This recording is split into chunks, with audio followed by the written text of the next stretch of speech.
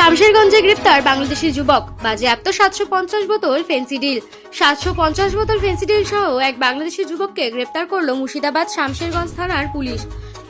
রবিবার রাতে শামশেরগঞ্জ নিমতিতা রেস্টি মোড় এলাকা থেকে গ্রেপ্তার করা হয় তাকে। পুলিশ জানিয়েছে, ধৃত ওই যুবকের নাম মোবারক আলী।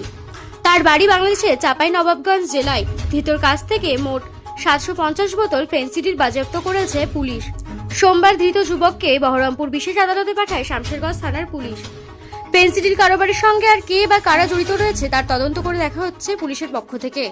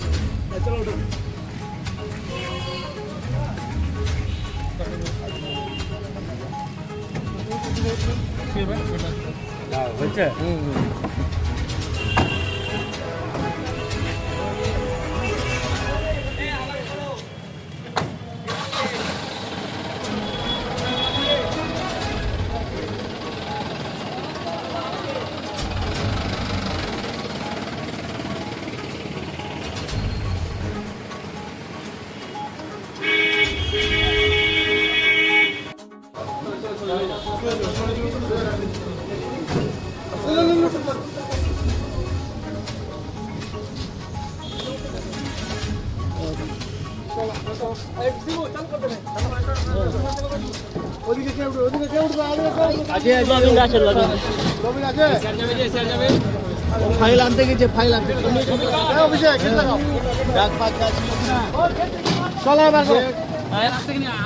যেগুলো ছিল সব ফাইল আনতে গেছে, ফাইল আনতে একটু আগে ফাইল আনতে গেছে, ফাইল